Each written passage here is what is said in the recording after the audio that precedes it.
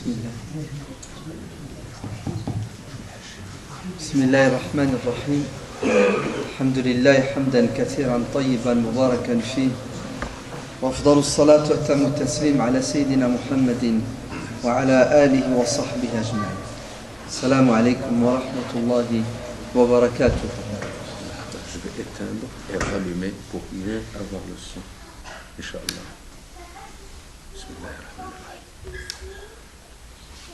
Bismillah.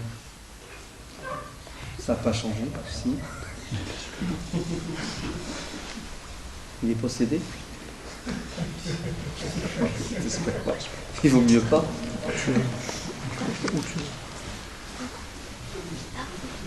Bismillah ar-Rahman ar-Rahim. Alhamdulillah, alladhi bi ni'matihi tatimmu as-salihat. Wa sallallahu ala sayyidina Muhammad wa ala alihi wa sahbihi ajma'in. Assalamu alaikum wa rahmatullahi wa barakatuh. Dieu dit dans le Saint-Coran, dans la sourate Al-Ahzab, les coalisés, les partis, Ya ayyuhan nabiyyu, ittaqillaha wa la tuti'il kafirina wal munafiqina, inna Allaha kana aliman hakima. Ô messager, ô prophète, crains Dieu et n'obéis pas aux polythéistes et aux hypocrites, car Dieu est sage, il est au courant de ce que pensent et ce que manigancent les polythéistes, les renégats et les hypocrites. La sourate Al-Ahzab raconte l'histoire d'un événement fondamental dans la biographie du prophète sallallahu alayhi wa sallam. On est au mois de Shawwal de l'année 5 de l'Hégire. Après plusieurs tentatives, les polythéistes de l'Arabie, qui avaient à leur tête les Quraysh, la tribu du prophète sallallahu alayhi wa sallam, après plusieurs tentatives d'assassinat du prophète sallallahu alayhi wa sallam, les voilà qu'ils décident de s'unir et d'en découdre une fois pour toutes avec cette religion naissante, avec la communauté musulmane tout entière. Et ceci à cause d'une tribu médinoise, les Banu Quraïda, qui ne vont pas respecter les engagements avec le prophète sallallahu alayhi wa sallam. Vous devez tous savoir que lorsque le prophète est arrivé à Médine, il a rédigé une constitution. On l'appelle la constitution médinoise, où le prophète sallallahu alayhi wa sallam va mettre les points sur les i avec les différentes communautés de Médine, les musulmans, les polythéistes et les juifs, en rappelant les règles du vivre ensemble. Chacun sa religion, chacun ses lieux de culte, mais nous devons nous respecter mutuellement et on doit s'unir pour l'intérêt général. Et si jamais Médine devait être attaquée par un ennemi extérieur, on devra tous faire front contre cet ennemi extérieur pour protéger notre ville,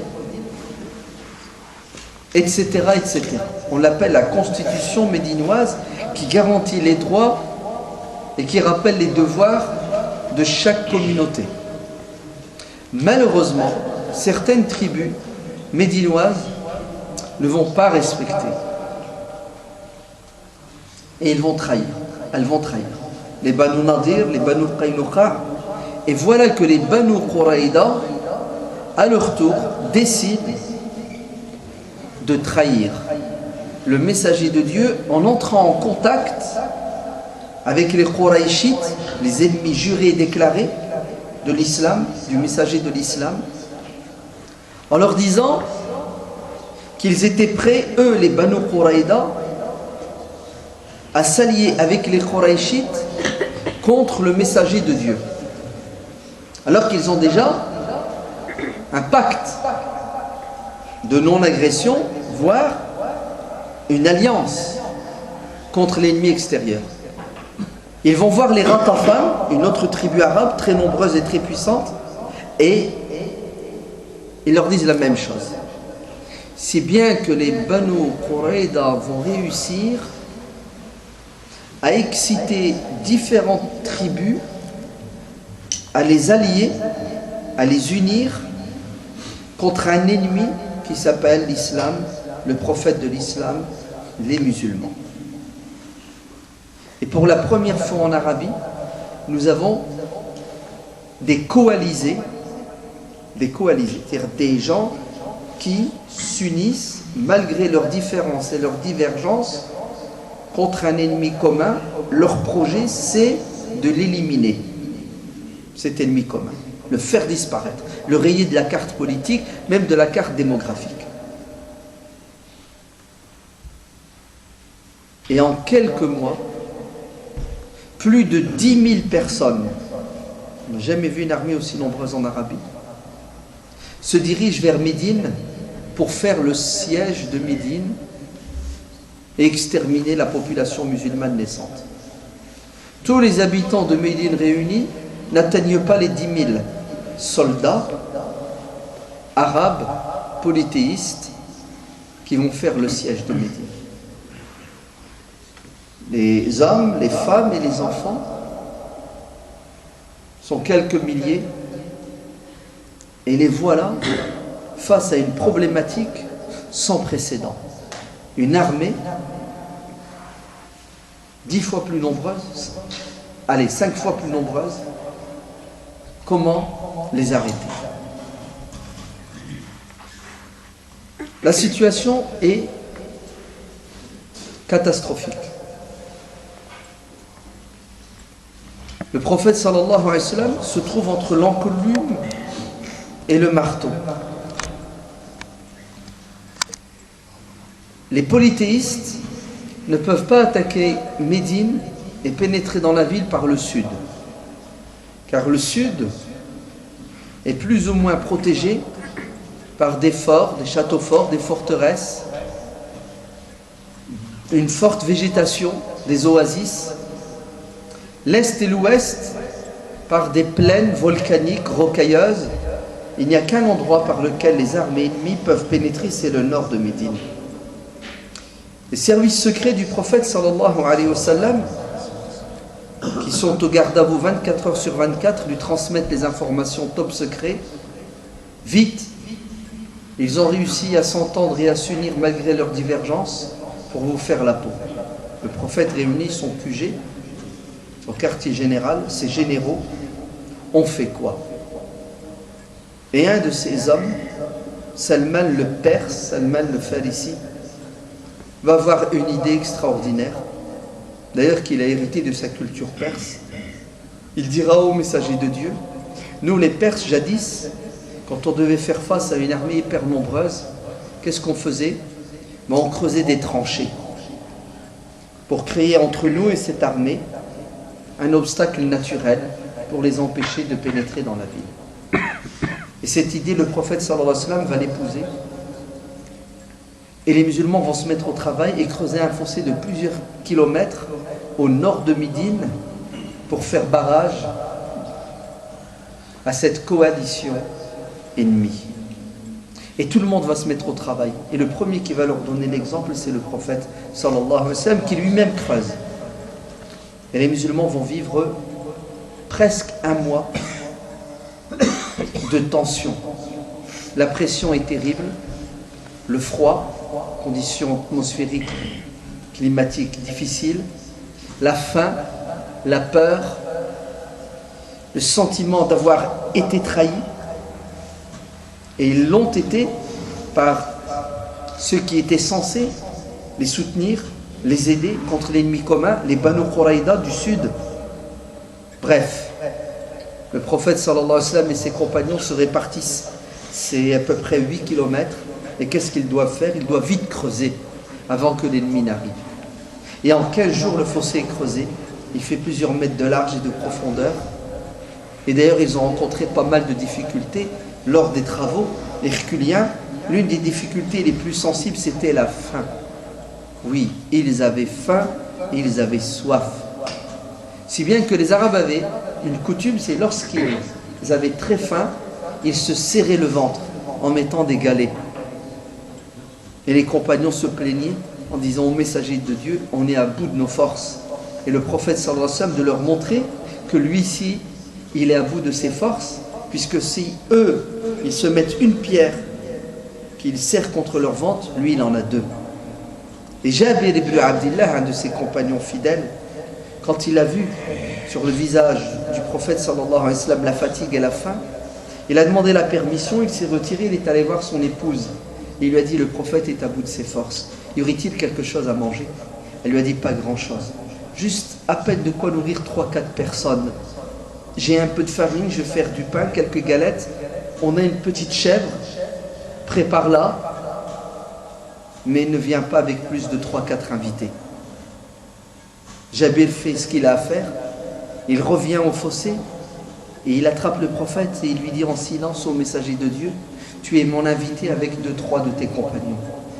Et là le prophète sallallahu alayhi wa sallam est heureux et ce n'est pas un égoïste. Il va partager son bonheur avec qui? Avec ses compagnons, et il va inviter plus de 1000 personnes en leur disant, Jabir nous invite chez lui pour un repas. Et ils ont faim.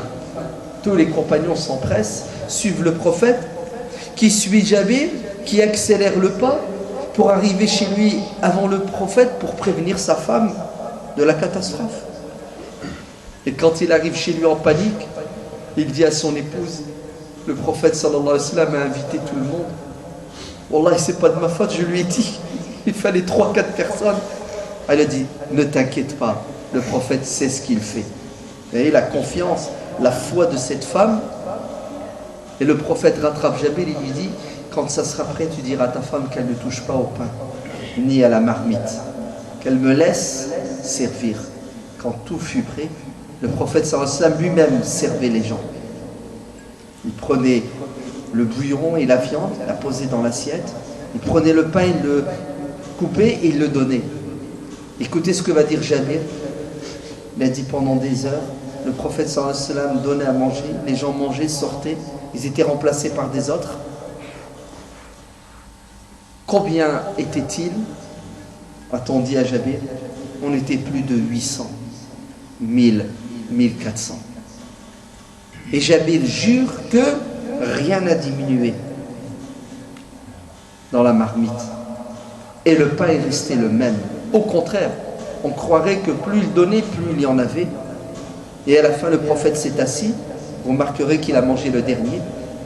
Et il a mangé. Et il a prié pour Jabir, il a prié pour son épouse. Quel repas miraculeux.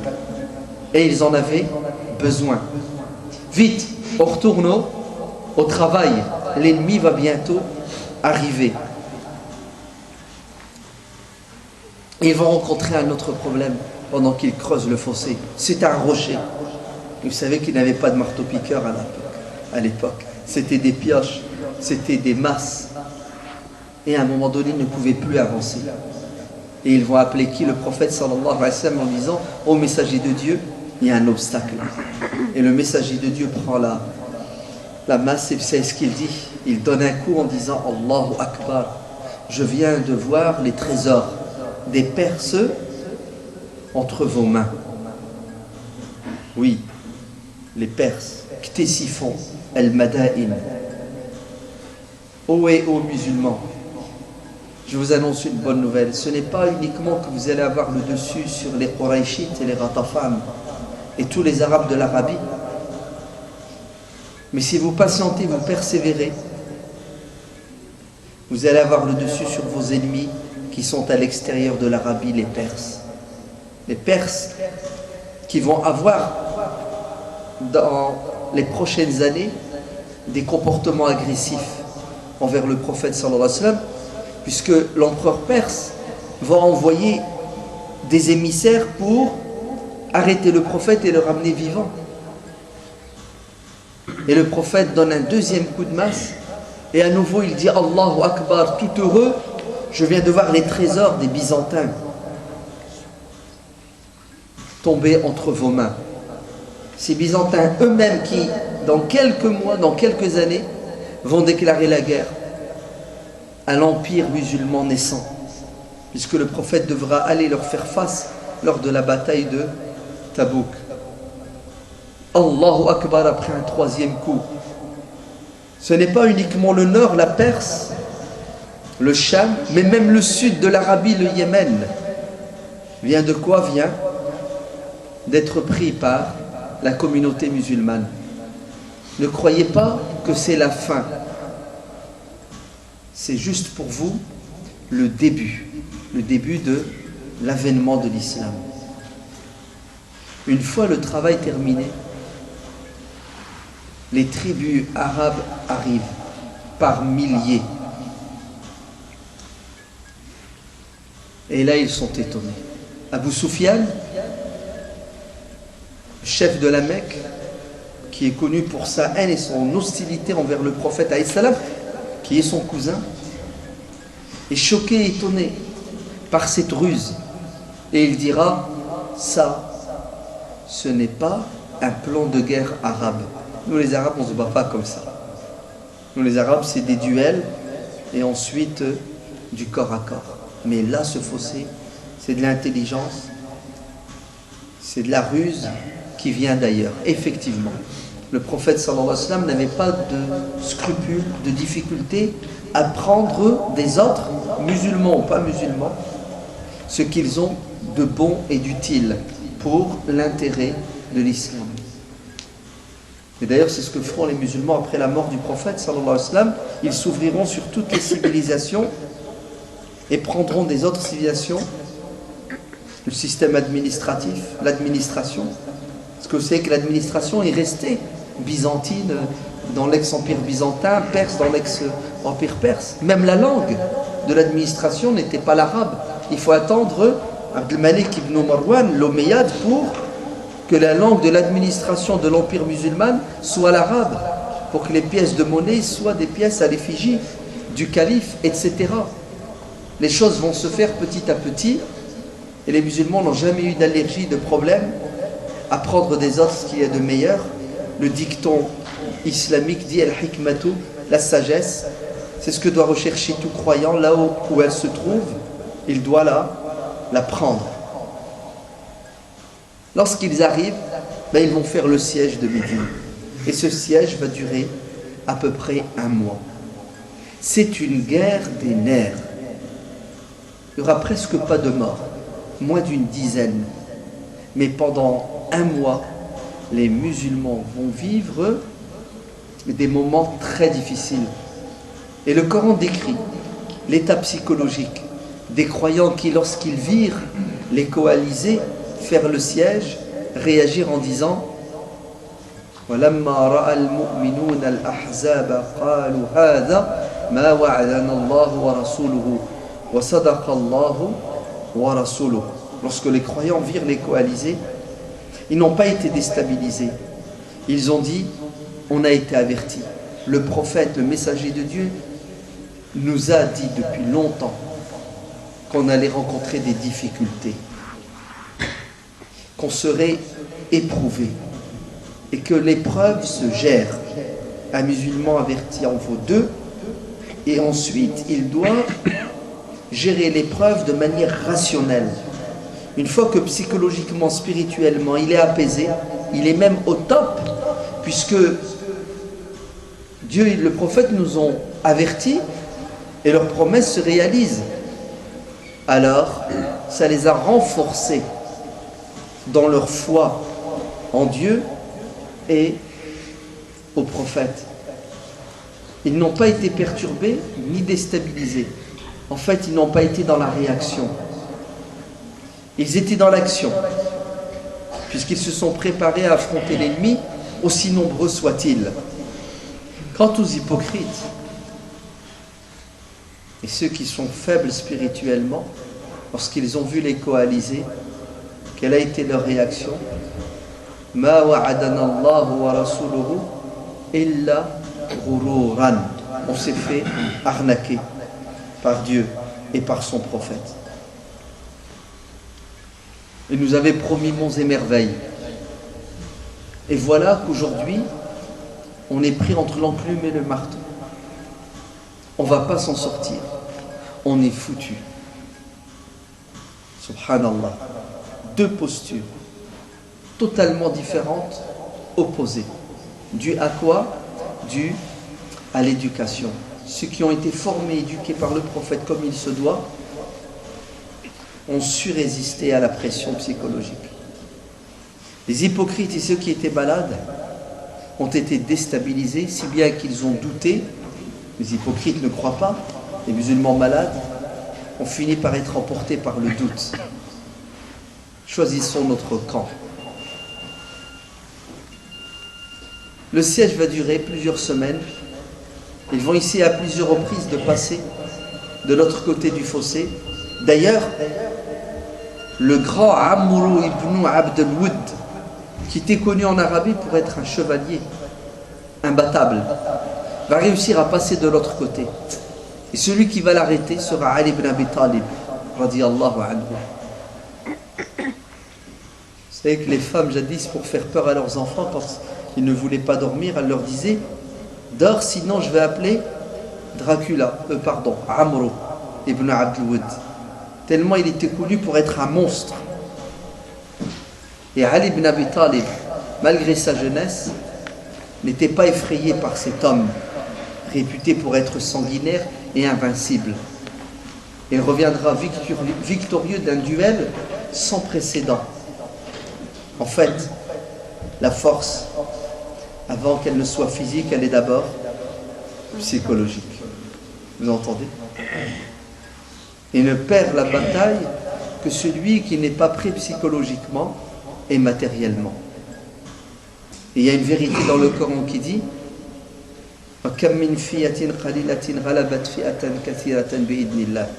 le nombre, la force matérielle à elle seule n'est pas suffisante pour avoir le dessus sur l'ennemi.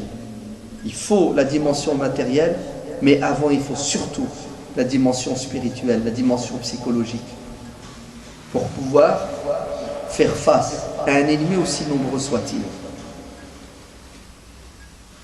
Les musulmans vont vivre une guerre des nerfs, parce que la trahison est claire. Les femmes et les enfants sont rassemblés et mis dans des châteaux forts, des forteresses pour être protégés. Et Safiya, la tante du prophète, sallallahu alayhi wa sallam, raconte cet événement. Elle dit, alors que nous étions dans un des châteaux forts de Médine, voilà qu'un des membres de la tribu des Banu Quraïda vient rôder autour. Et qu'est-ce qu'elle dit à Hassan ibn Thabit, à qui appartenait ce château fort? Elle lui dit, ça, il y a quelqu'un qui est en train de nous espionner, va lui faire la peau, car si jamais il retourne dans sa tribu pour leur donner les infos qu'il n'y a dans ce château fort que des femmes et des enfants, on est mort. Et Hassan n'osera pas. Parce que c'était quelqu'un qui avait une personnalité assez faible, il n'aimait pas le sang, il n'aimait pas la confrontation physique. Mais il avait une autre qualité, c'était un poète, c'était quelqu'un de très intelligent. Et d'ailleurs le prophète ne cessera de lui dire, va, combat nos ennemis avec tes armes. Et quelles étaient les armes de Hassan? La poésie, la plume.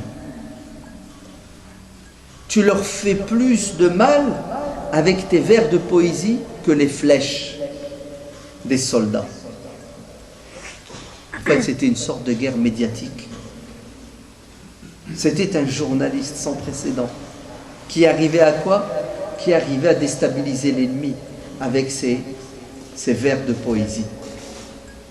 Et oui, tout le monde ne peut pas être bon dans tous les domaines. Ce qui compte, c'est que tes prédispositions, tes qualités, tu les utilises dans le bon sens. Et que tu sois utile. Chacun à sa place. Et c'est Safia elle-même qui va sortir, qui va aller à l'encontre de cet ennemi et qui va réussir à le mettre à mort. Et elle rentre dans le château et elle dit à Hassan, va maintenant le dépouiller de ses habits, va le dépouiller de sa cotte de maille, de son armure et de ses armes. Je te jure par Dieu, c'est parce que c'est un homme que je ne peux pas me permettre cela, sinon je l'aurais fait. Et qu'est-ce que vont faire les Banu Quraïda? Ils ne vont pas faire le siège de ces forteresses dans lesquelles se trouvaient les femmes et les enfants des musulmans, parce qu'ils se sont dit, mon Dieu, si cet homme a été tué, c'est qu'à l'intérieur il y a quoi? Il y a des soldats aguerris. Alors qu'en fait, il n'y avait pas de soldats. Les hypocrites et les musulmans faibles vont trembler et être déstabilisés. Il y aura même des musulmans sincères qui vont dire au messager de Dieu, donne-nous l'autorisation de retourner pour protéger nos femmes et nos enfants. Car la rumeur a vite circulé que les Banu Quraïda ont trahi. Nos arrières ne sont plus assurés. Et Dieu dit des musulmans, ils ont tremblé d'un tremblement sans précédent. 9,9 sur l'échelle de Richter. Oui, les hypocrites ont dit, Mohammed nous a promis les trésors des Perses et des Byzantins, mais c'est de la foutaise. On est incapable de nous éloigner pour faire nos besoins, tellement on a peur de l'ennemi. On n'a même pas de quoi manger. On a froid de jour comme de nuit. On s'est fait avoir en suivant cet homme. Les cœurs sont sortis des poitrines et ont failli quitter le corps des croyants par leur gosier. Ce sont des images pour vous dire à quel point la pression psychologique était à son comble. Et le prophète sallallahu alayhi wa sallam va envoyer Sa'd ibn Ubada, Sa'd ibn Mu'ad et d'autres compagnons pour aller jauger la position des Banu Quraïda. Vous savez, les tribus juives du sud de Médine, avec qui il y a eu une alliance, un pacte pour défendre la ville. Pour voir si est-ce qu'elles ont vraiment trahi ou est-ce qu'il y a encore espoir de les avoir avec nous.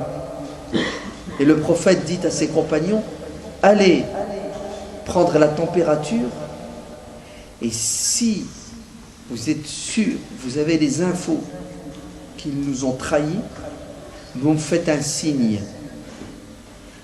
C'est-à-dire, ne le dites à personne, car ça va créer la panique dans les rangs. Par contre, s'ils sont toujours fidèles à leur engagement, criez-le sur les toits, faites-le savoir pour baisser la pression qui est en train de déstabiliser les musulmans. Et lorsque la délégation musulmane reviendront, ils feront un signe au prophète que la situation est gravissime. Les Banu Quraïda ont réellement trahi. Et là, le prophète sallallahu alayhi wa sallam va sentir le poids de la responsabilité. Mon Dieu, on fait quoi avec ces milliers de femmes et d'enfants? On fait quoi? On a en face de nous plus de 10 000 hommes armés jusqu'aux dents qui attendent avec impatience le moment pour passer de l'autre côté du tunnel pour faire un massacre, un génocide. L'islam allait disparaître en cette année 5 de l'Égypte. Comment faire pour que ces élèves, ces soldats tiennent bon? Le prophète va s'éloigner, il va s'asseoir, il va se couvrir, il est pensif. Et il a peur pour les musulmans. Et après un moment de réflexion, moment d'invocation, et il se met debout et il dit aux musulmans, Allahu Akbar, la victoire est proche. Ça ne l'empêche pas de faire une proposition réaliste et pragmatique. Il dit à Sa'd ibn Mu'adh et à Sa'd ibn Ubada, j'ai une idée pour que le siège soit levé. On devrait proposer à l'ennemi un tiers de la récolte des dattes de Médine, plusieurs millions d'euros disons. On leur donne la récolte, une partie, pour qu'ils s'en aillent, qu'ils lèvent le siège. Qu'est-ce que vous en pensez?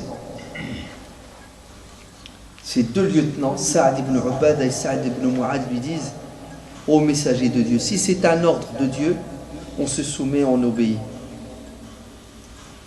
Si c'est ton opinion, ton avis, que tu nous soumets pour notre intérêt, on n'en veut pas. On n'est pas d'accord avec toi. Quelle intelligence, vous ne trouvez pas? Si c'est Dieu qui t'a dit de nous dire ça, on accepte. Si c'est toi, en tant que chef d'État, en tant que responsable, tu cherches notre intérêt, on n'est pas d'accord avec ton opinion, ô messager de Dieu. Et le prophète de leur dire, c'est juste mon opinion et je cherche votre intérêt. Il leur dit, ô messager de Dieu, sache que ces gens-là, comme nous, adoraient et continuent d'ailleurs toujours à adorer des statues. Avant qu'on ne soit musulman, on leur ressemblait. On adorait des statues. Et on était bêtes. Sache que jadis, quand on était comme eux, dans l'égarement manifeste, aucun d'entre eux ne pouvait goûter une date de Médine sans la payer ou l'échanger contre quelque chose. Est-ce aujourd'hui que nous sommes devenus musulmans, fiers de l'être, nous allons nous soumettre à leur diktat et leur donner notre récolte de dates? Il est hors de question qu'ils ne goûtent à une date de Médine sans contrepartie, et d'ailleurs ils ne verront que nos épées et non pas nos dates. Et là le prophète sallallahu alayhi wa sallam a compris que ses élèves, ses compagnons étaient déterminés et qu'ils allaient aller jusqu'au bout et qu'ils n'étaient pas prêts à céder face à la pression de l'ennemi, qu'ils avaient encore des réserves spirituelles et psychologiques. Et le prophète sallallahu alayhi wa sallam va les encourager. Sa'd ibn Mu'adh d'ailleurs radiyallahu anhu va être blessé car il y aura des échanges de flèches, de lances. Il va se prendre une flèche dans l'artère fémorale. Vous savez que l'artère fémorale, c'est direct avec le cœur. Hein. Vous savez ce qu'il va dire? Ya Allah. Si, après cette bataille, la bataille du fossé, on n'aura plus, en tant que musulmans, à rencontrer cet ennemi, et il montre du doigt les Qurayshites. Allez, si c'est la dernière des batailles, alors rappelle-moi vers toi, c'est-à-dire j'accepte de mourir maintenant. Mais si on doit encore les combattre, donne-moi du répit pour les combattre. Et si tu dois me rappeler, ô Seigneur, laisse-moi un peu de temps, parce que j'ai des comptes à régler avec ces traîtres qui nous ont trahis, les Banu Quraïda. Et il va être soigné dans la mosquée du prophète sallallahu alayhi wa sallam. Et lorsque la bataille du fossé s'arrêtera, c'est-à-dire lorsque les coalisés s'en iront, Sa'd va être appelé par les Banu Quraïda pour servir de juge, pour trancher. Et une fois qu'il aura tranché, l'hémorragie va reprendre et Sa'd va mourir, il va tomber martyr. Et le prophète sallallahu alayhi wa sallam va procéder à l'enterrement Et vous savez ce qu'il dira? 70 000 anges sont venus assister aux funérailles de Saad ibn Mu'adh. D'ailleurs, ce sont eux qui ont porté et qui ont participé au transport de son corps. Pour vous montrer l'importance et la valeur de cet homme, Saad ibn Mu'adh. Qu'est-ce qui va sauver la communauté musulmane? La patience, la persévérance, l'endurance, l'intelligence du prophète, l'intelligence de ses généraux, Saad ibn Mu'adh, Saad ibn Ubada, et l'intelligence d'un homme qui s'appelle Nu'aym ibn Mas'ud ibn Amir, de la tribu des Ghatafan, qui fait le siège contre les musulmans. Nu'aym se convertit à l'islam. Allahu Akbar. Dieu ouvre les cœurs de qui il veut, quand il veut, comme il veut. Les voies du Seigneur sont impénétrables. Non, elles sont pénétrables. Dieu est sage. Nu'aym, qui est dans le camp ennemi, se convertit à l'islam. Et vous savez ce qu'il fait? Il vient. Il entre en contact avec le prophète. Il lui dit: ô messager de Dieu, je t'annonce que je suis désormais musulman. Et personne ne le sait. Je l'ai dit à personne. Chut, c'est un secret. Le prophète lui dit: garde le secret. Ne le dis à personne. Nu'aym lui dit: prophète, est-ce que je peux être utile? Subhanallah, il vient de se convertir à l'islam. Ça fait 5 minutes, 1 heure. Combien de temps? 2 heures. Et tout de suite, il se transforme en musulman utile. Pas spectateur, consommateur. Qu'est-ce que je peux faire pour sauver l'islam? Allez, il est venu combattre les musulmans et le voilà défenseur et avocat de l'islam. Vous savez ce que le prophète sallallahu alayhi wa sallam lui dit? Lui dit: tu tais ta conversion, et deuxièmement, essaie de semer la zizanie entre les Qurayshites, les Ghatafan, les Arabes qui font le siège, et les Banu Quraïda. Hein, essaie de créer entre eux la suspicion et le doute pour casser cette alliance satanique. Et qu'est-ce que va faire Nu'aym? Il va partir en mission. Et à lui tout seul, il va changer le cours de cette bataille. Il va voir les Banu Quraïda et il leur dit: vous savez très bien que je vous aime bien, qu'on est des copains, qu'on est des amis. Et c'est vrai. Je vous annonce une mauvaise nouvelle. Vous savez ce qui va vous arriver si jamais les Qurayshites, les coalisés, décident de lever le siège et de rentrer bredouille, sans tuer tous les musulmans?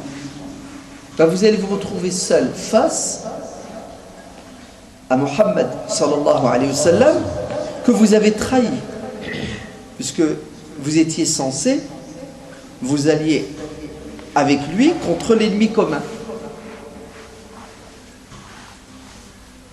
Et d'ailleurs, je pense même et je crois que vous allez être trahis par les polythéistes qui vont vous abandonner, qui vont vous livrer aux musulmans. Et si vous voulez un conseil, prenez des garanties. Allez voir les coalisés, les mouchrikoun, et demandez-leur des otages. Comme ça, vous aurez la garantie qu'ils ne vont pas vous abandonner et vous livrer aux musulmans. Ils leur dit: t'as raison, c'est une très bonne idée. Nu'aym les quitte et il va voir les Qurayshites et les Ghatafan. Vous savez ce qu'il leur dit? Vous voulez un conseil? Ne faites pas confiance aux Banu Quraïda. Ils sont capables de vous trahir comme ils ont trahi Mohammed. D'ailleurs, ma main a coupé. Ils ne vous font pas confiance et ils sont capables d'aller jusqu'à vous demander des otages pour vous forcer à quoi? Pour vous forcer à rester. Et en vérité, c'est pour livrer les otages à Mohammed, et ils ont refait une alliance avec lui contre vous. Vous avez compris ce qu'il a fait? Et effectivement, les Banu Quraïda vont voir les Qurayshites, ils discutent avec eux et ils leur disent: donnez-nous des otages. Et là, ils vont se dire, ah, c'est vrai, Nu'aym nous a prévenus. Et l'alliance satanique entre les Mushrikoun et les Banu Quraïda va s'arrêter ici. Et regardez comment va se terminer la bataille du fossé. Elle va se terminer avec l'intervention divine. Lorsque les musulmans ont fait leur devoir, ils ont creusé le fossé après réflexion. Ils ont souffert. C'est ça? Ils ont persévéré, ils ont patienté. Ils ont subi toutes les épreuves possibles et inimaginables. Maintenant, qu'est-ce qu'il leur reste? Il leur reste à attendre l'intervention divine.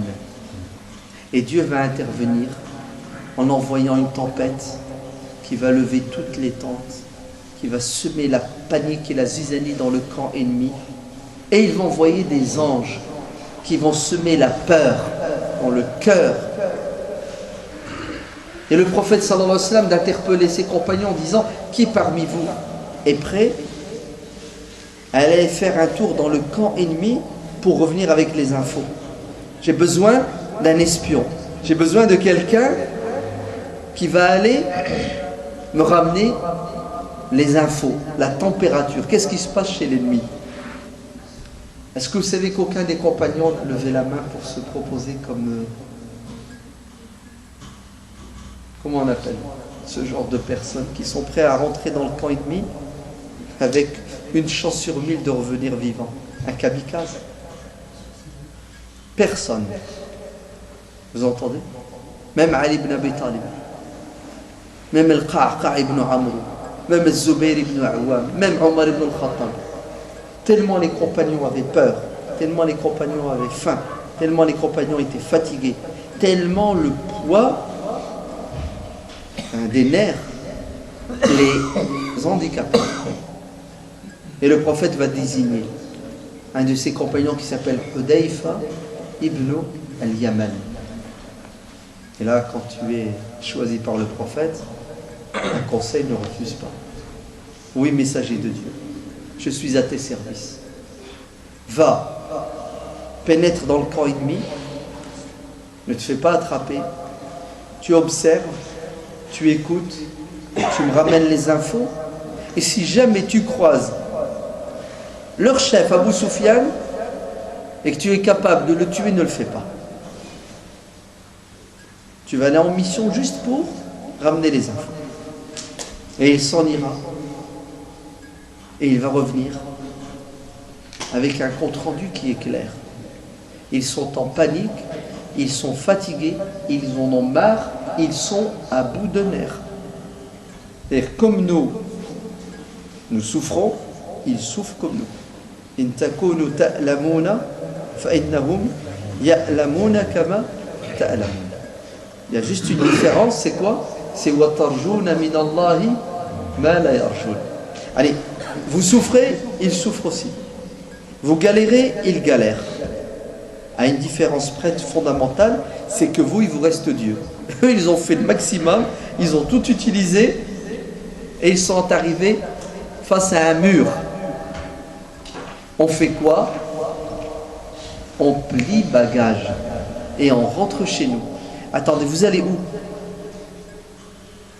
Vous êtes unis pour en finir avec l'islam et les musulmans et vous partez sans finir le boulot que vous avez commencé? Ça fait un mois que vous faites un siège. Non, on n'en peut plus. Et les coalisés vont rentrer chez eux. Et la bataille du fossé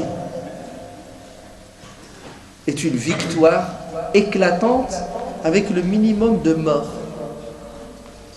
Pourquoi est-ce que c'est une victoire éclatante? Parce que l'ennemi a mis tous les œufs dans le panier. Et il va repartir bredouille. Et n'aura pas atteint ses objectifs. Alors que il n'a jamais réussi à coaliser autant d'hommes. Et c'est là où le prophète sallallahu alayhi wa sallam va dire: à partir d'aujourd'hui, ils ne nous attaqueront plus jamais. C'est-à-dire qu'ils ne prendront plus les devants. C'est nous qui, à partir d'aujourd'hui, serons dans l'offensive et non plus la défensive. Parce que ils ont fait l'étalage de toutes leurs forces et ne sont pas venus à bout. Donc, nous sommes plus forts qu'eux. Ils sont plus faibles que nous. Et oui, la victoire est psychologique. Et les coalisés rentrent chez eux. Enfin, la pression diminue. Les sahaba, les compagnons rentrent chez eux. Ils retrouvent leurs femmes et leurs enfants. Quelle joie, quel bonheur. À peine ils ont fini de prendre leur douche, écoutez bien, que quelqu'un frappe à la porte du prophète sallallahu alayhi wa sallam. Le prophète ouvre sa porte et vous savez c'est qui? C'est l'ange Jibril alayhi salam qui lui dit